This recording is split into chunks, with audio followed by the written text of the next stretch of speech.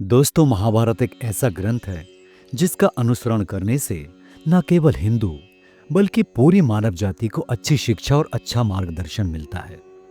इस ग्रंथ में मानव ज्ञान और समस्याओं से जुड़े हर विषय का वर्णन किया गया है। हर एक इंसान को यह पुस्तक अवश्य पढ़नी चाहिए। नमस्कार दोस्तों, स्वागत है आपके अपने चैनल पौराणिक गाथाएं ज्ञान के अथाह सागर में। दोस्तों, आज की वीडियो का विषय है कलयुग के 5 कटु सत्य, जिसका वर्णन महाभारत में पहले ही किया जा चुका है।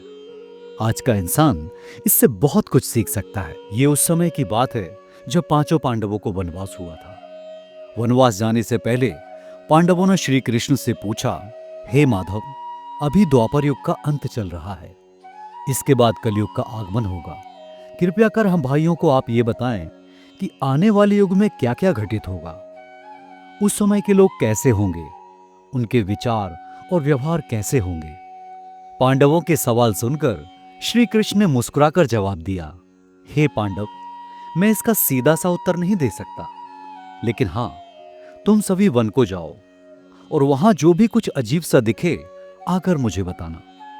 मैं उसका कलयुग में होने वाला प्रभाव बताऊंगा। उसके बाद सभी पांडव भाई वन को चले गए।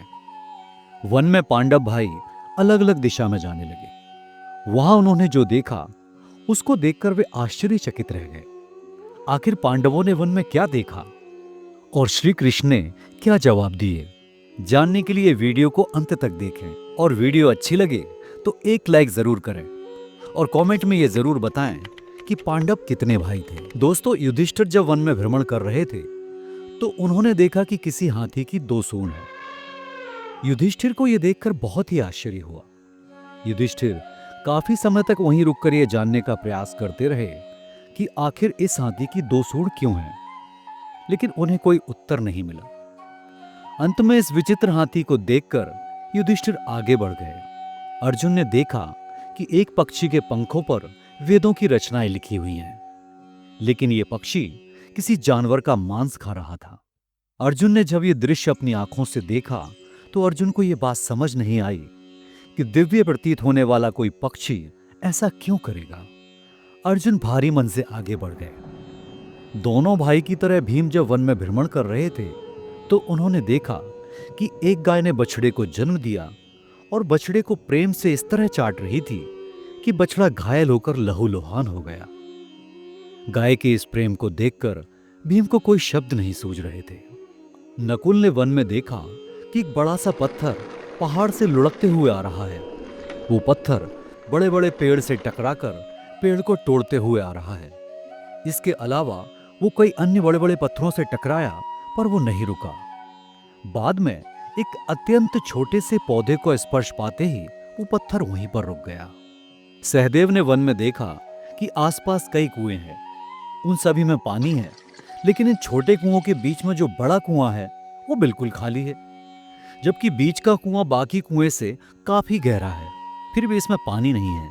इसके बाद सभी भाई शाम को एकत्रित हुए और श्री कृष्ण के पास जाकर अपने अनुभवों को सुनाया। सबसे पहले युधिष्ठिर ने बताया कि मैंने पहली बार 2 सूंड वाली हाथी को देखा। मैं इसकी वजह नहीं समझ पाया। जब श्री कृष्ण ने कहा कि हे धर्मराज, हाथी की 2 सूंडों का अर्थ यह है कि भविष्य में इस धरती पर मनुष्य 2 तरह की बातें करेंगे। उनकी करनी और कथनी में बहुत अंतर होगा। मनुष्य नैतिकता को छोड़कर दोनों तरफ से एक दूसरे का शोषण करेंगे। कलयुग में ऐसे लोगों का राज होगा जो बोलेंगे कुछ और करेंगे कुछ और, मन में कुछ होगा और कर्म कुछ और होगा। इसके बाद अर्जुन ने कहा, हे माधव, एक पक्षी के पंखों पर वेदों की रचनाएं थीं, परंतु वो पक्षी मरे हुए जानवर का मांस खा रहा था। अर्जुन की बातें सुनकर श्री कृष्ण बोले, अर्जुन, जो तुमने देखा उसका मतलब है कि कलयुग में लोग खुद को बड़े ज्ञानी और ध्यानी बताएंगे। ध्यान और ज्ञान की चर्चा तो करेंगे, लेकिन वास्तव में उनका आचरण राक्षसी होगा।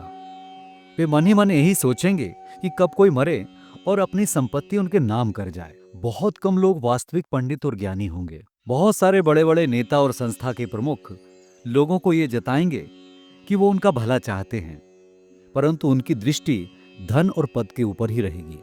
ऐसे लोगों की बहुतायत होगी। अर्जुन के सवाल के जवाब के बाद भीम ने अपना अनुभव सुनाया। भीम ने कहा कि एक गाय बछड़े को जन्म देने के बाद उसको इतना चाटती है कि बछड़ा लहूलुहान हो जाता है। तब श्री कृष्ण कहते हैं, इसका अर्थ ये हुआ कि कलयुग में मां की अत्यधिक ममता और प्रेम के कारण बच्चे का विकास अवरुद्ध हो जाएगा। किसी और का पुत्र यदि साधु बनेगा तो माताएं उनके दर्शन करने जाएंगी, परंतु स्वयं का पुत्र यदि संन्यास लेना चाहेगा तो रोएंगी, सोचेंगे कि इसका क्या होगा। अत्यधिक प्रेम और ममता के कारण संतान मोह माया के बंधन में बंधकर परिवार में ही उलझ कर रह जाएगा और उसका जीवन वहीं खत्म हो जाएगा। जबकि लड़के तुम्हारे नहीं, बहुओं की अमानत हैं, और लड़कियां जमाइयों की अमानत हैं, और तुम्हारा ये शरीर मृत्यु की अमानत है, और तुम्हारी आत्मा परमात्मा की अमानत है।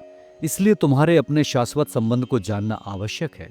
इसके बाद नकुल ने भी श्री कृष्ण से बताया कि मैंने एक आश्चर्य देखा कि एक बड़ी चट्टान पहाड़ से लुढ़कती हुई, जिसे बड़े बड़े पत्थर और बड़े बड़े पेड़ नहीं रोक पाए, लेकिन एक छोटे से पेड़ के स्पर्श होते ही वो रुक गई।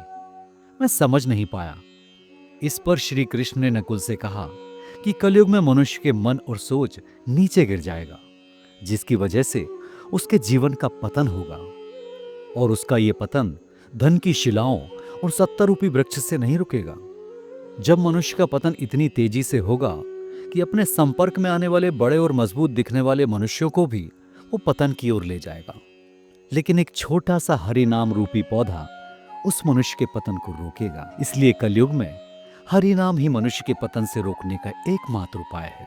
नकुल के बाद सहदेव के खाली कुएं वाले दृश्य का वर्णन करते हुए श्री कृष्ण ने कहा कि कलयुग में मनुष्य इसी तरह का हो जाएगा, जब मनुष्य दिखावे के लिए अपने धन को खर्च करेंगे, विवाह, जन्म, मरण आदि उत्सवों पर पैसे बहाएंगे और उन लोगों को धन और उपहार देंगे जो पहले से भरे हुए, लेकिन पड़ोस में ही कोई भूखा होगा तो ये नहीं देखेंगे कि उसका पेट भरा है या नहीं। उसके अपने सगे भूख से मर जाएंगे और ये देखते रहेंगे। दूसरी ओर मौज, मस्ती, मदिरा, मांस और सुंदरता के लिए पैसे उड़ाएंगे, लेकिन किसी के दो आंसू पोंछने के लिए उनकी कोई रुचि नहीं होगी। तात्पर्य ये है कि कलयुग में अन्न और धन के भंडार तो होंगे, लेकिन लोग भूख से मर जाएंगे। एक तरफ महलों और बंगलों में ऐशो आराम चल रही होगी और दूसरी तरफ झोपड़ी में मनुष्य भूख से मर रहे होंगे। दोस्तों, उम्मीद करता हूं कि आपको ये पौराणिक गाथाएं जरूर अच्छी लगी होंगी। दोस्तों, जिन्होंने चैनल को सब्सक्राइब नहीं किया है, प्लीज सब्सक्राइब करके बेल नोटिफिकेशन जरूर दबाएं। आज के लिए इतना ही। मिलते हैं एक और आध्यात्मिक गाथाओं के साथ। तब तक के लिए आपका बहुत बहुत धन्यवाद।